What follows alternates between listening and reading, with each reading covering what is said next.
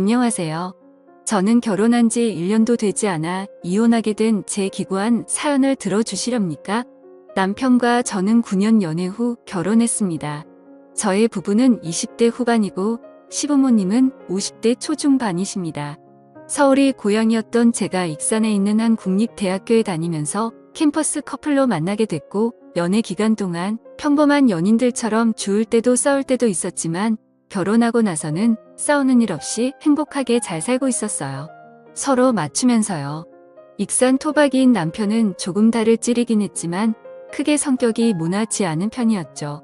평상시에 될 수 있으면 저한테 맞춰주려고 했던 사람이었어요. 주변 사람들한테도 잘하고 저희 부모님한테도 잘해서 주위에 흠 잡힐 데 없는 사람이었고 대학생 때 과대를 여러 번 할 정도로 리더십도 있었죠.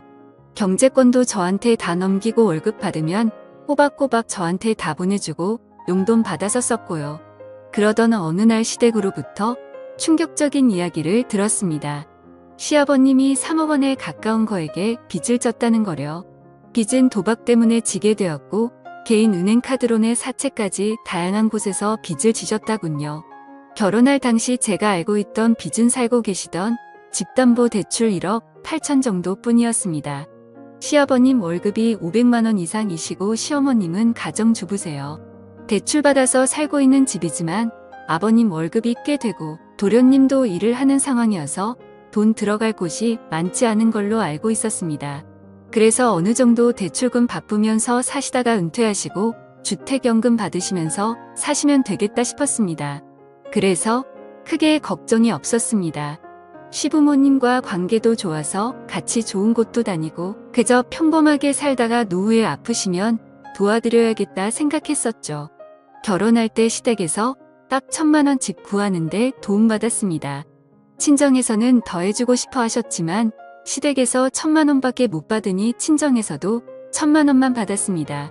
그리고 우리끼리 모은 돈의 전세자금 대출해서 작은 오피스텔 전세집에서 시작했어요. 시댁에서도 그저 너희 둘이 잘 살면 된다고 알아서 잘 살으라고 하셨습니다. 돈을 안 해주셔서 서운하고 그런 마음도 전혀 없었고 그저 둘이 잘 살아보자는 마음과 희망으로 시작했습니다. 그리고 결혼 전에 남편이랑 이야기했던 대로 저는 직장을 그만두고 하고 싶은 일을 시작했습니다. 퇴사할 때 퇴직금으로 3천만 원 정도 받아서 경제적으로 무리될 부분은 없었습니다. 그래서 한 달에 100 정도씩 적금하고 알뜰살뜰하게 살림하면서 잘 살고 있었어요. 둘이 문제될 것 전혀 없었습니다. 그런데 3억 빚이라는 일이 터져버린 거죠. 처음에 소리 들었을 때는 그저 황당했습니다. 도박으로 빚을 3억이나 졌다는 게 어이가 없었고 시아버님을 그렇게 안 봤는데 배신감이 들더군요. 진짜 아버님이 어떤 분인지 남편 통해서 물어보기도 하고 결혼 전에 자주 찾아뵙기도 했었거든요. 그때는 정말이지 재테크에 능하지 않으실 분 가정적이고 능력있고 좋은 분인 줄로만 알았는데 도박꾼이라뇨. 생각해보면 이상하기는 했습니다. 그렇게 월수익이 많으시고 지방인데도 집의 70% 이상이 대출이라는 게 의아하긴 했었어요. 허나 사정이 있겠지 다른 재산이 있겠지 싶었는데 그게 전 재산이었다니. 그런데 이제는 그마저도 날리게 생겼다니. 시댁에 가서 이야기를 들어보니 급한 게 사채였습니다. 사채업자들이 계속 아버님 회사 찾아오고 어머님한테 전화하고 해서 두 분 다 정신적으로 많이 힘드신 게 같았어요. 결혼한 지 4개월밖에 안 된 우리에게 돈 좀 해줄 수 있냐고 하시더라고요. 둘이 있는 돈 없는 돈 그간 모은 돈 모두 탈탈 털어서 결혼한 게 아시면서 말이에요. 얼마나 급하면 그러실까 싶고 일단 급하게 갚아야만 될 것 같아서 900만 원 해드렸습니다. 남편이 저랑 동갑이라 늦게 취업했고 결혼 준비 기간 동안 월급 받은 것까지 다 털었어. 결혼 준비해서 남편은 모은 돈이 하나도 없었어요. 그래서 제 퇴직금 일부 들여서 사채 빚을 해결했습니다. 그리고 아버님이 회사 돈도 건드리셨다고요. 2,500만 원 정도를 말이에요. 한마디로 공금 행정을 하신 거죠. 그게 급하게 일부 해결하느라 어머님이 카드 대출 200만 원을 받으셨는데 만기일이 다가온다 하셔서 또 200만 원을 그런데 은행뿐만 아니라 카드 대출 이자가 너무 세서 매달 원금과 생활비 이자까지 나가는 돈만 500만 원 이상이었습니다. 아버님 월급이 500만 원 정도인데 그냥 다 나가는 거죠. 사면서 받은 대출도 원금이랑 매달 나가는 돈이 커서 집 팔고 회생이나 파산을 하자고 아버님 말씀드리니 아가야 시애비 무시하냐. 나 아직 그렇게까지 인생 막장 아니다. 집은 있어야 된다. 라고 하시면서 거부하셨습니다. 그리고 한 달 정도 뒤에 회사 돈 건드린 게 남은 2,300만 원을 메꿔야 했습니다. 근데 돈이 없는데 어떻게 그걸 메꾸겠어요. 결국에 어머님이 또 카드 대출을 받아서 해결했습니다. 처음에는 공금의 명으로 감옥을 가던 말던 알아서 하라고 하시다가 그래도 회사는 다니게 해줘야 하지 않겠냐 해서 어머님이 카드 대출을 받으신 거라 했어요. 그리고 또 한 달 뒤에 도저히 안 되겠는지 아버님이 회생을 알아보시더군요. 이게 아버님 회사 회장님 귀에까지 들어가도였고 회사 돈 손댔던 사실도 도 회장님이 알게 되면서 회사에서 잘렸습니다.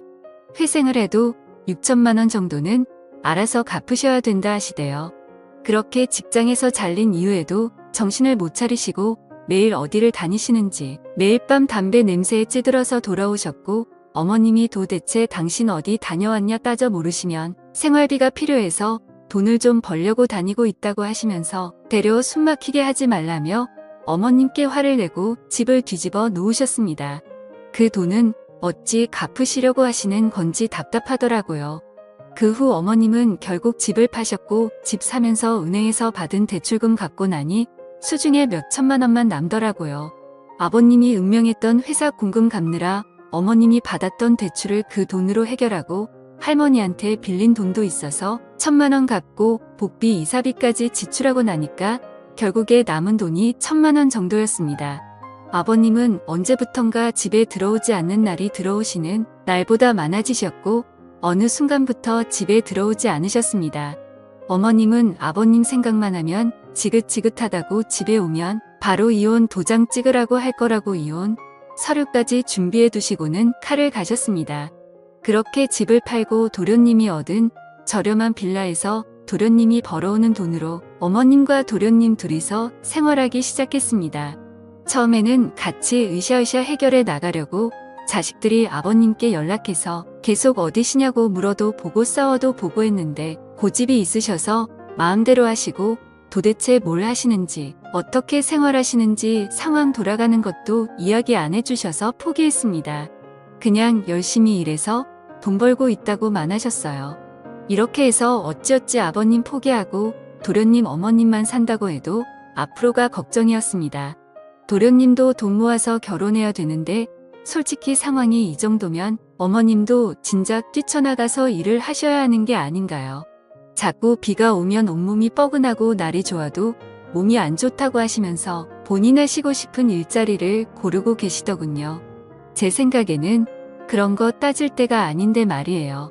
평상시에 요가 계속하셔서 요가 강사 자격증까지 있으시고 등산도 자주 하시고 봉사활동 같은 것도 다니셨어요. 그런 체력이면 일 못할 상태는 아니지 않나요? 저의 부부가 좀 도와드릴 수도 있지 않았냐 하실 수도 있는데 저는 결혼한 지 1년도 안 돼서 1,100만 원 해드린 상태라 더 해드리고 싶지도 않고 해드릴 수도 없는 상태였어요. 저의 부모님한테 죄송하고 아이 계획도 있어서 신혼집도 빌라로 옮길 생각이라서 돈을 보태야 했거든요. 부모님한테도 보태드린 돈 시부모님한테 더 해드리고 싶지 않았습니다.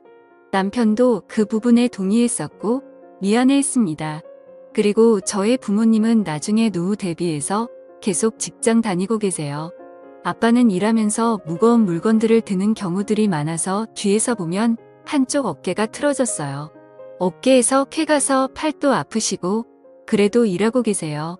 엄마는 사무직인데 컴퓨터를 하루 종일 보고 있으니까 눈도 건조하고 노안 때문에 숫자도 잘 안 보이고 야근도 하시고 힘들게 일하세요. 자식들한테 피해주기 싫다고 하시면서요. 이런 부모님을 보면서 일상생활 잘하시는 어머님이 건강 때문에 일을 하는 게 망설여진다는 게 저는 도무지 이해가 되지 않을 따름이었습니다. 그래서 단돈씩 20만 원이라도 경제적 지원해 드리고 싶지 않았어요. 벌써부터 해드리면 나중에 더 의지할 것 같더라고요. 남편이 전화로 일은 어떻게 할 거냐고 해야지 않냐고 여쭈니 달에 돈 10만 원씩도 안 해주면서 다 키워놨더니 엄마한테 일하라고 하냐고, 엄마 비 오면 온몸이 쑤신다고 장마철에 나가 죽으라는 거냐고, 너는 말을 꼭 그렇게 해야겠냐고 화내시더라고요. 남편은 엄마 서운한 건 알겠는데 우리가 이미 1,100만 원 빚 갚는데 못 해드렸잖아요. 월 100만 원씩만 버셔도 저희 형제 부담이 많이 줄어들 것 같아요. 그리고 엄마 노후를 위해서라도 하셔야죠. 진짜 엄마 생각해서 말씀드리는 거예요.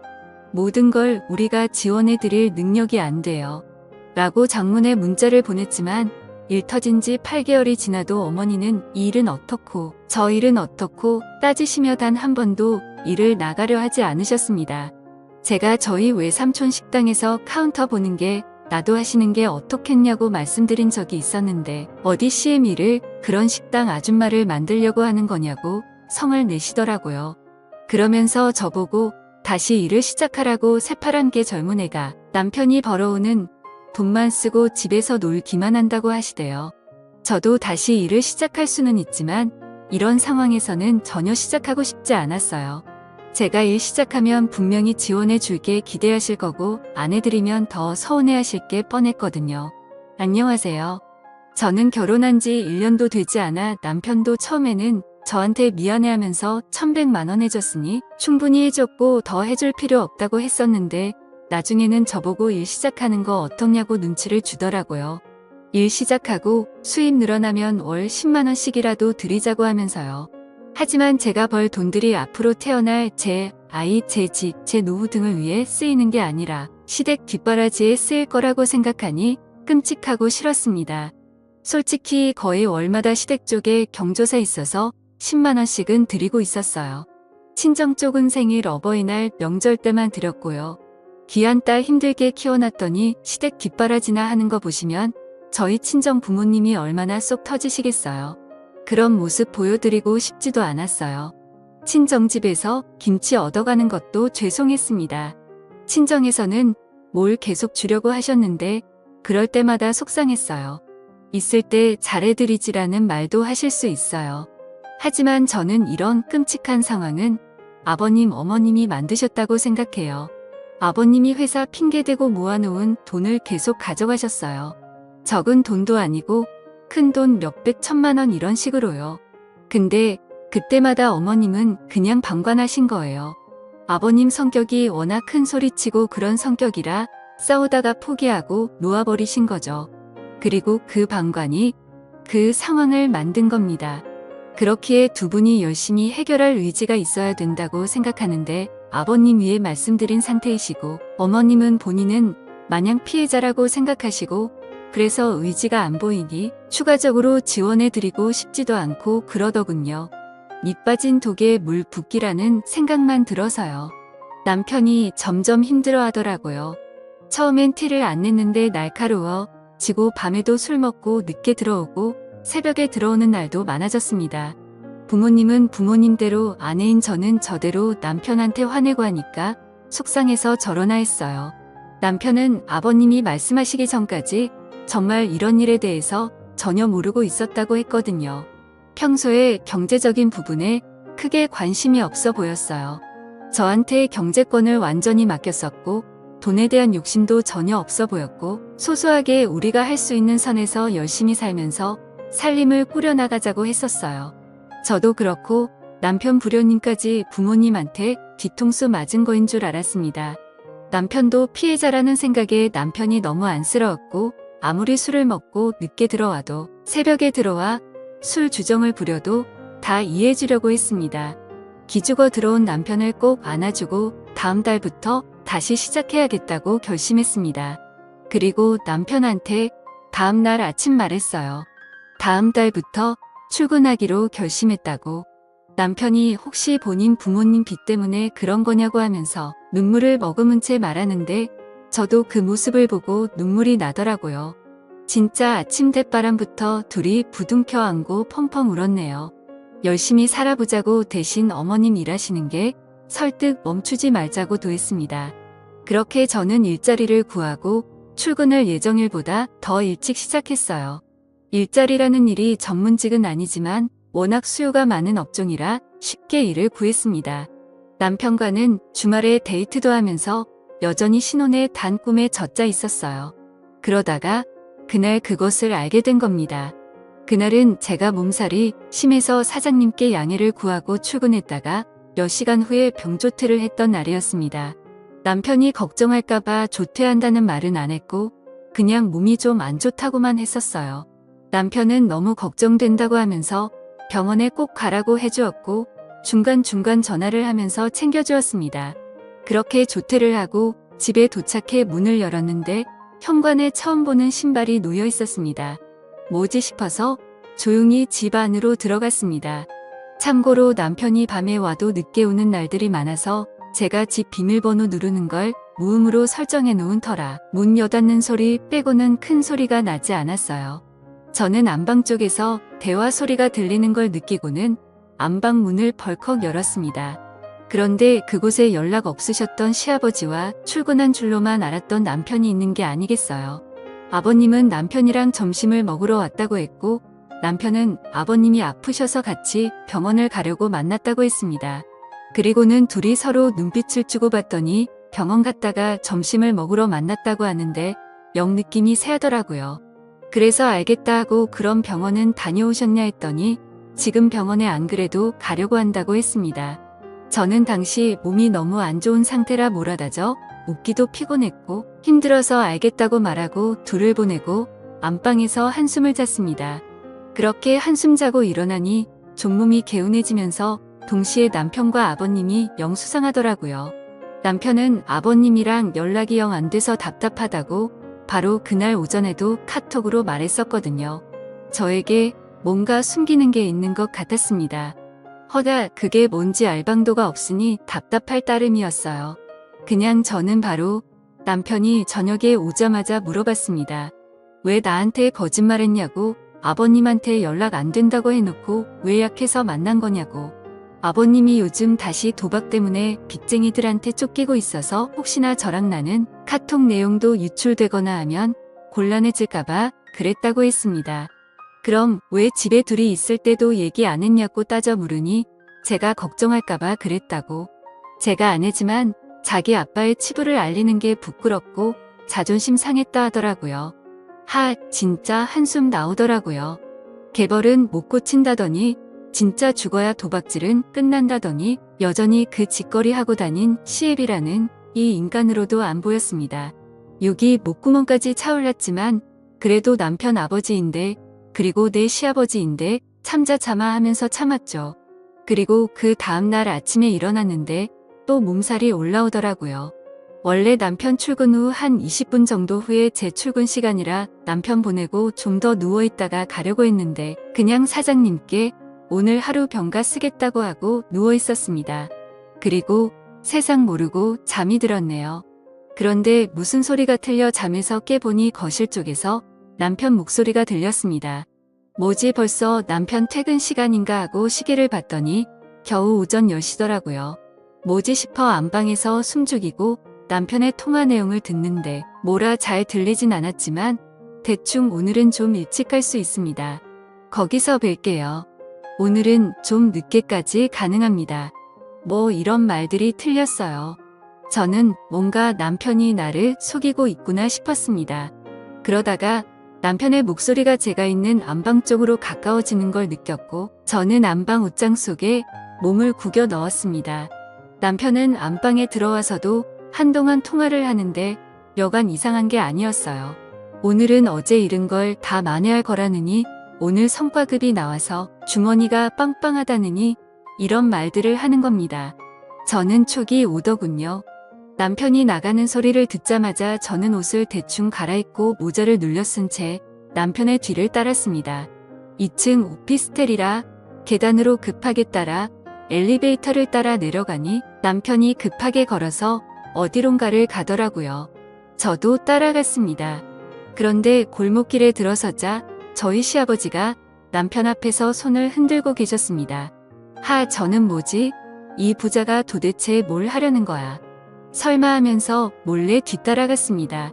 다행히 저인 걸 눈치 못 챈 것 같았고 둘은 뭐가 그렇게 신났는지 열심히 한 5분을 걷더니만 집 근처에 있는 한 모텔로 들어갔습니다. 저는 부자가 모텔 한 방에서 도대체 뭐 하려는 건가 너무 이상해서 급하게 들어갔는데 사라지고 없더군요. 그래서 제가 그럼 혹시 장기 투숙객은 없냐 했더니 있지만 고객 보안상 절대 말씀 못 드린다고 나가라고만 했습니다. 저는 어쩌지 발만 동동 구르다가 방 하나 대시를 하겠다고 하고 결제를 하고 제 방으로 들어갔습니다. 그리고 복도로 나가 남편에게 전화를 걸었어요. 혹시나 방 안에서 전화벨 소리가 들리진 않을까 신라 같은 희망을 품고요. 그런데 정말 가까운 복도 쪽에서 전화벨 소리가 들렸습니다. 저는 뭐지 하고 급하게 제 방으로 들어가 살짝 문을 열고 복도를 살피더니 제 남편이라는 놈이 복도 벽에 기대서 제 전화를 받는 게 아니겠어요. 저는 떨리는 목소리로 작게 여보 지금 어디야? 라고 물었고 제 남편은 아주 천연덕스럽게 어디긴 일하고 있지 거래처 왔어라고 하더군요. 아 오늘 일찍 와 같이 저녁 먹고 싶어라고 하자 어쩌지 거래처 부장님이 오늘 술 한잔 하자고 하시네. 우리 회사 가을이라서 어쩔 수가 없을 게 같아 이해해줘 하면서 애교 섞인 목소리로 말하더니만 여보 미안해 나 지금 끊어야 돼서 또 연락할게 하더니 전화를 뚝 끊더라. 저는 문틈 사이로 남편이 들어가는 방향을 캐치한 후 바로 나와서 그 방문을 미친 듯이 두드렸습니다. 그랬더니 한참 뒤 남편이 아니라 우락부락한 목부터 팔까지 문신이 도배된 남자 한 명이 문을 열더니만 짜증스러운 목소리로 누구냐고 묻더군요. 저는 바로 그 방 안을 스캔했습니다. 그 방 안에는 담배 냄새가 너무 자욱해서 선명하게 보이지 않았지만 초록색 테이블이 하나 놓여져 있었고 거기에 여러 명의 사람들이 카드 같은 것을 가지고 게임을 하는 듯 했어요. 제가 거기에 서서 한참을 멍 때리자 저를 발견한 남편과 시아버지라는 작자가 그 테이블 아래에 급하게 숨더군요. 진짜 그 모습을 혼자 보는 게 아까울 정도로 어이없고 웃겼습니다. 웃으면 안 되는 진짜 심각하고 화나는 상황이었는데 웃음이 나오대요. 저는 죄송합니다. 잘못 왔습니다라고 말한 후 바로 제 방으로 급하게 들어와 경찰에 신고를 했고 경찰은 바로 그 모텔방을 급습해서 제 남편과 시아버지를 비롯해서 일당들을 검거했습니다. 그리고 경찰서에서 알게 된 사실이 남편은 시아버지의 도박을 모른 게 아니라 함께 해왔었고 그간 도박 빚은 시아버지 혼자의 빚이 아니라 함께 빚은 거였던 겁니다. 그래서 어머님도 저희가 그 빚을 갚는 게 당연하다고 하셨던 거고요. 저는 사기 결혼으로 고소하려 했지만 변호사는 그저 이혼 소송과 위자료 청구 소송 정도만 가능하다고 하셨고 긴 소송 끝에 결국 잦은 위자료 몇 천만 원을 받게 된 게 전부입니다. 아무것도 남지 않은 제 1년 동안의 결혼 생활 찢어지고 찢긴 가슴은 1년이 지나도 10년이 지나도 나아지질 않을 것 같습니다. 가족 사기단의 속은 제 이야기. 제가 생각해도 소설 같고 드라마 같네요. 제 암담한 사연을 들어주셔서 감사합니다.